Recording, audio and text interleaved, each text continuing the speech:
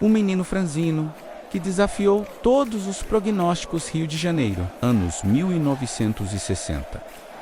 Um garoto magricela, franzino, de aparência frágil, chegava ao Flamengo com um sonho que parecia maior que seu próprio corpo. Arthur Antunes Coimbra tinha apenas 14 anos quando bateu às portas do clube mais popular do Brasil, mas carregava nos pés uma magia que poucos conseguiam enxergar à primeira vista. Os médicos do clube foram categóricos.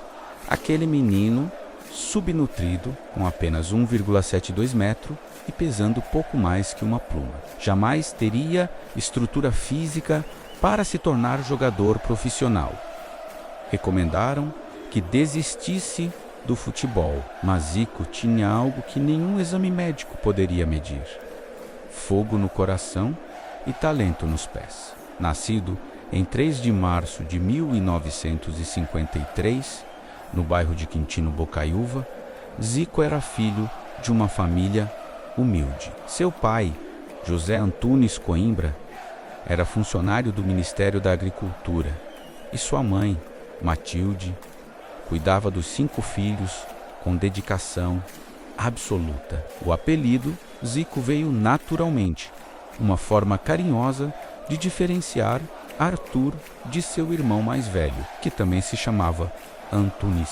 Desde cedo, o menino demonstrava uma obsessão pelo futebol que beirava o fanatismo. Jogava descalço nas ruas de terra batida, improvisava bolas com meias velhas e passava horas treinando finalizações contra o muro de casa, para desespero dos vizinhos. A revelação que quase não aconteceu, quando finalmente conseguiu uma chance nas categorias de base do Flamengo. Em 1967, Zico enfrentou o primeiro de muitos obstáculos.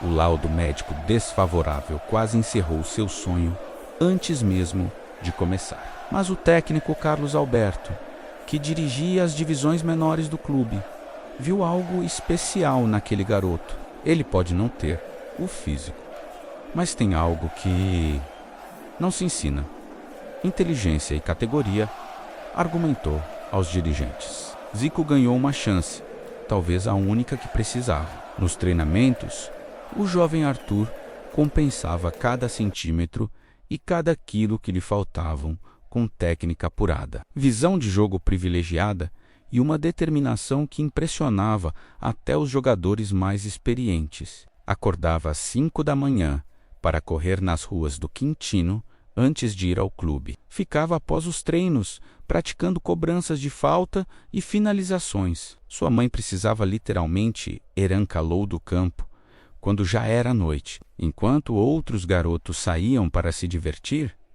Zico estudava futebol como um cientista dedicado ao seu laboratório. A dedicação começou a dar frutos rapidamente. Nas categorias de base, Zico era simplesmente imparável. Sua habilidade com a bola parecia desafiar as leis da física. Dribles desconcertantes, passes milimétricos, finalizações certeiras, tudo executado com uma elegância e eficiência que hipnotizavam quem assistia. Os gols começaram a aparecer aos montes. Títulos também. Em 1970, aos 17 anos, Zico já era considerado uma das maiores promessas do futebol brasileiro.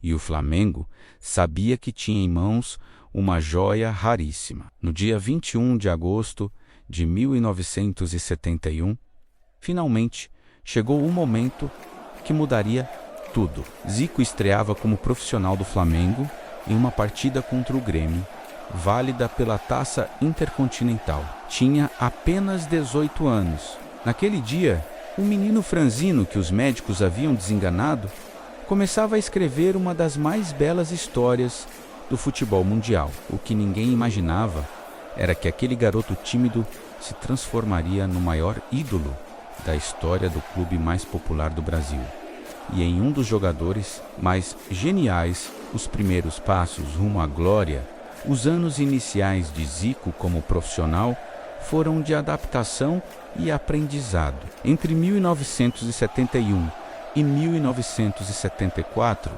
o jovem Arthur precisou provar diariamente que merecia estar entre os titulares do Flamengo. A competição era feroz e o futebol brasileiro vivia uma era de ouro, repleta de craques talentosos. Zico alternava entre boas atuações e partidas discretas, mas sua qualidade técnica nunca esteve em questão. O que mais impressionava era sua capacidade de aprender com cada jogo, cada erro, cada derrota. Ele absorvia conhecimento como uma esponja. Em 1974, Zico conquistou seu primeiro título importante, o Campeonato Carioca. Marcou gols decisivos e começou a mostrar aquela característica que o tornaria lendário, menos a capacidade de resolver jogos nos momentos mais difíceis. Sua cobrança de falta já era um espetáculo à parte. Com uma técnica apurada ao extremo, conseguia imprimir efeitos na bola que deixavam goleiros paralisados.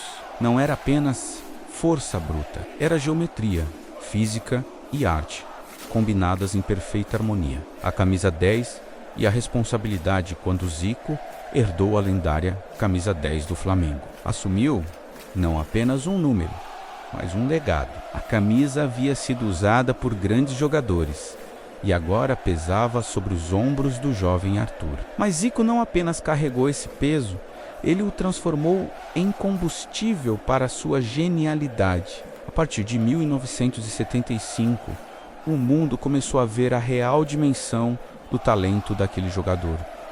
Não era mais apenas promessa, era certeza. O Campeonato Carioca de 1978 marcou uma virada definitiva na carreira de Zico. Ele foi o artilheiro da competição e liderou o Flamengo ao título de forma avassaladora. Seus gols eram verdadeiras obras de arte, menos alguns de falta. Outros após dribles desconcertantes.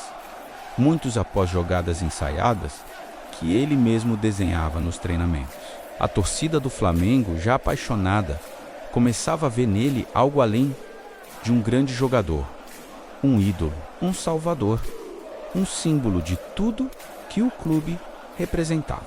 Mas o melhor ainda estava por vir. Em 1979, algo mágico começou a acontecer no Flamengo. O clube contratou o técnico Cláudio Coutinho, que implementou um estilo de jogo mais tático e organizado. Zico floresceu nesse sistema. Atuando como marra atacante, tinha liberdade para criar, finalizar e comandar o time. Ao seu redor, surgiu um elenco fantástico. Júnior, Leandro, Adílio, Nunes, Tita e logo chegaria Andrade. O Flamengo começava a montar o que seria considerado por muitos o melhor time da história do futebol brasileiro. 1980 e 1981, a Era de Ouro, o ano de 1980, foi absolutamente mágico. Sob o comando de Cláudio Coutinho e depois de Paulo César Carpegiani, o Flamengo jogava um futebol que encantava o Brasil e o mundo.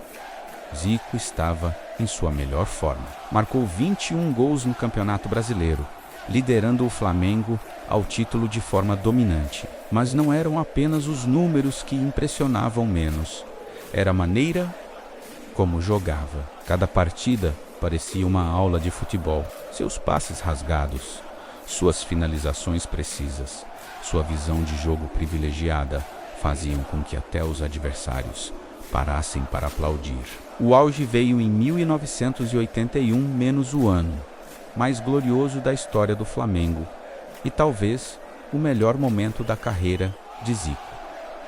O time rubro-negro conquistou tudo que disputou: Campeonato Carioca, Brasileiro, Libertadores da América e Mundial Interclubes. Zico foi o maestro dessa orquestra perfeita. Na final da Libertadores contra o Cobreloa do Chile, marcou gols e liderou o time à conquista inédita. Mas foi no Mundial contra o poderoso Liverpool da Inglaterra que Zico e o Flamengo escreveram a página mais gloriosa de suas histórias. No dia 13 de dezembro de 1981, no Estádio Nacional de Tóquio, diante de milhões de pessoas assistindo pela televisão no mundo inteiro, o Flamengo enfrentou o Liverpool, campeão europeu e considerado invencível. Zico comandou uma das maiores atuações coletivas do futebol brasileiro. Embora não tenha marcado no jogo, o gol da vitória por 3-0 foi de Nunes. Sua participação foi fundamental em todas as jogadas de perigo. Deu assistências, criou oportunidades e mostrou ao mundo inteiro por que era considerado um dos maiores jogadores do planeta. O rei do mundo após a conquista do Mundial de 1981. Zico não era mais apenas um ídolo brasileiro. Era uma estrela global. Jornais do mundo inteiro estampavam seu rosto, comparando-o aos maiores gênios do futebol. Na Europa, clubes gigantescos faziam ofertas milionárias para tirá-lo do Flamengo, mas Zico resistia. Sua ligação com o clube carioca era profunda, quase espiritual. O Flamengo é minha casa, minha família, dizia sempre. E continuou provando seu amor vestindo o manto sagrado. Entre 1982 e 1983, Zico manteve um nível estratosférico. Marcou gols aos montes, distribuiu assistências geniais e colecionou títulos. Foram mais 3 campeonatos cariocas consecutivos, 1981, 1982 e 1983, consolidando uma dinastia que parecia imbatível. Seus números impressionavam. Em alguns anos, marcava mais de 50 gols em todas as competições. Suas cobranças de falta eram tão letais que os adversários preferiam não cometer faltas perto da área, menos o que, ironicamente, dava ainda mais espaço para Zico criar jogadas. Mas nem tudo eram flores. As Copas do Mundo se tornaram uma ferida aberta na carreira de Zico. Em 1978, ainda jovem e reserva, participou da Copa na Argentina, mas o Brasil decepcionou. Em 1982, veio a maior frustração. Aquela seleção brasileira, com Zico, Sócrates, Falcão, Júnior e Cerezo, era considerada a melhor do mundo. Jogava um futebol mágico, encantador, que fazia o planeta inteiro torcer pelo Brasil. Zico estava em sua melhor forma, artilhando e criando jogadas memoráveis. A tragédia de 1982, nas 2 primeiras fases da Copa de 1982, o Brasil foi simplesmente avassalador. Goleadas, gols espetaculares, um futebol que parecia vir de outro planeta. Zico marcou 4 gols e foi um dos melhores jogadores do torneio. Tudo indicava que o título voltaria para o Brasil, mas no jogo contra a Itália, pelas quartas de final, o destino foi cruel. O Brasil perdeu por 3-2 em uma partida dramática. Zico, machucado, entrou apenas no segundo tempo e não conseguiu evitar a eliminação. Aquela derrota traumatizou toda uma geração de jogadores e torcedores. Para Zico, foi uma dor que carregaria por toda a vida. Após a Copa, Zico mergulhou no trabalho. Continuou brilhando pelo Flamengo, mas em 1983 tomou uma decisão que chocou o Brasil. Aceitou jogar na Itália. Pela Udinese, era hora de testar seus limites em outro cenário, de provar seu valor no futebol europeu, considerado o mais tático e difícil do mundo. A despedida do Flamengo foi emocionante. Dezenas de milhares de torcedores foram ao Maracanã para se despedir do maior ídolo da história do clube. Zico chorou. A torcida chorou. Era o fim de uma era. A experiência italiana e o retorno triunfal na Itália, Zico encontrou um futebol completamente diferente. O calço era tático, defensivo, físico muitas vezes violento. Para um jogador técnico como ele, acostumado com o futebol brasileiro mais fluido e ofensivo, foi um choque. Mas Zico, como sempre, se adaptou. Pela Udinese, marcou 19 gols em 23 jogos na primeira temporada. Menos números extraordinários para um estrangeiro no Calcio. Provou que sua genialidade funcionava em qualquer lugar do mundo. Mas havia um problema: a saudade. Zico sentia falta do Brasil, do Flamengo, do calor do Maracanã, da paixão da torcida rubro-negra. Em 1985, decidiu retornar.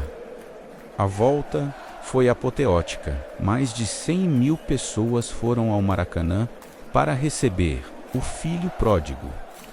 Zico estava em casa novamente e mostrou que não havia perdido nada de sua magia. Naquele mesmo ano, comandou o Flamengo à conquista de mais um campeonato carioca, marcando gols decisivos e encantando como nos velhos tempos. A Copa do Mundo de 1986, no México, seria sua última chance de conquistar o título mundial que tanto sonhava. Aos 33 anos, Zico estava maduro, experiente, ainda tecnicamente perfeito. O Brasil chegou às quartas de final e enfrentou a França em um dos jogos mais dramáticos da história das Copas. O jogo foi para os pênaltis. Zico, o maior cobrador de pênaltis da história do futebol brasileiro, foi escalado para bater. Era o momento da redenção. Mas o destino, novamente cruel, pregou uma peça. Zico isolou os últimos capítulos como jogador após a traumática eliminação na Copa de 1986. Zico retornou ao Flamengo determinado a encerrar sua carreira no clube que o revelou e amou. Entre 1986 e 1989, continuou mostrando lampejos de sua genialidade. Mas o tempo é implacável até com os maiores gênios. As lesões se tornaram mais frequentes, a recuperação mais lenta. Ainda assim, Zico conquistou mais 2 campeonatos cariocas, 1986 e 1987, e um campeonato brasileiro em 1987, sua última grande conquista pelo Flamengo. Cada gol, cada assistência, cada vitória tinha um gosto especial de despedida. Em 1989, aos 36 anos, Zico tomou outra decisão surpreendente.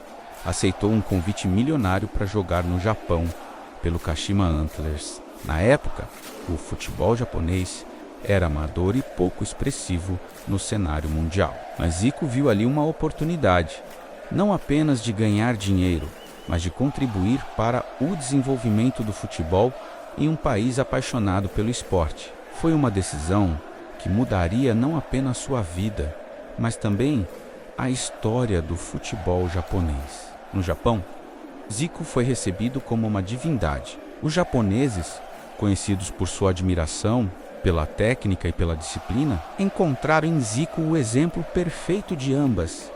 Ele não apenas jogou, ensinou, inspirou, transformou. Sua influência foi tão profunda que é acreditado como um dos principais responsáveis pelo desenvolvimento e profissionalização do futebol japonês.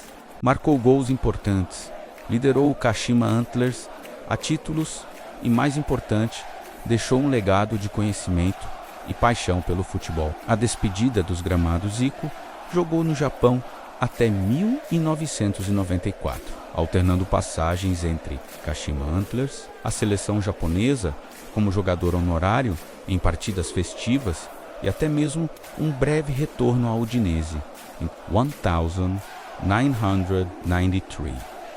Em 2 de janeiro de 1994, aos 40 anos, Zico pendurou oficialmente as chuteiras em uma partida de despedida emocionante no Japão. Mais de 50 mil pessoas compareceram ao estádio para homenagear aquele que havia se tornado um ídolo também no país do sol nascente. Foi o fim de uma carreira de jogador que durou 23 anos e deixou marcas indeléveis em todos os lugares por onde passou. Os números da carreira de Zico são absolutamente impressionantes. Pelo Flamengo, foram 732 jogos e 508 gols, uma média superior a 1 gol a cada 2 jogos. Extraordinária para um meia atacante. Conquistou 4 campeonatos brasileiros, 7 campeonatos cariocas, uma Libertadores da América e um Mundial Interclubes. Pela seleção brasileira, foram 72 jogos e 48 gols, sendo até hoje um dos maiores artilheiros da história da seleção. Foi eleito 3 vezes o melhor jogador do mundo pela revista World Soccer 1981, 1982 e 1983, feito que pouquíssimos brasileiros alcançaram.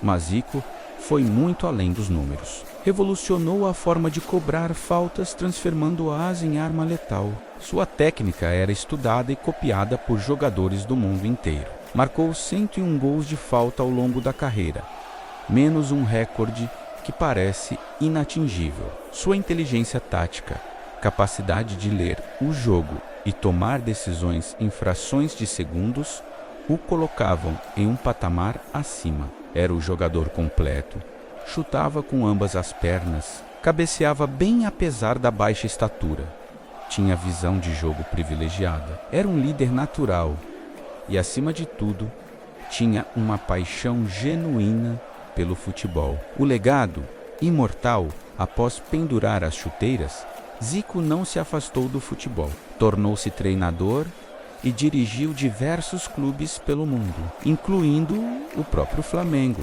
além de seleções nacionais como Japão e Iraque. Como técnico, nunca alcançou o mesmo sucesso que teve como jogador. Prova de que genialidade nos pés nem sempre se traduz em genialidade à beira do campo. Mas sua contribuição para o futebol mundial continuou sendo reconhecida e celebrada. No Flamengo, Zico é simplesmente insubstituível. Nenhum jogador, por melhor que seja, consegue superar o carinho e a veneração que a torcida tem pelo Galinho de Quintino. Sua camisa 10 é sagrada. Existe até uma frase famosa entre os rubro-negros: Zico é maior que o Flamengo, expressão que, embora polêmica, demonstra a dimensão do amor da torcida por seu maior ídolo. No Maracanã, há uma estátua em sua homenagem, eternizando em bronze U que já estava eternizado nos corações. Um menino franzino que foi desenganado pelos médicos, que quase desistiu antes mesmo de começar. Transformou-se em um dos maiores jogadores da história do futebol mundial. Zico provou que talento, dedicação e paixão superam qualquer limitação física e inspirou gerações de jogadores e torcedores. Levou o nome do Flamengo e do Brasil aos 4 cantos do mundo e, principalmente, mostrou que o futebol pode ser sim uma arte, quando praticado por artistas de verdade. Arthur Antunes Coimbra, o Zico, o Galinho de Quintino, o camisa 10 eterno do Flamengo. Um gênio que transformou o futebol em poesia e deixou um legado que jamais será esquecido.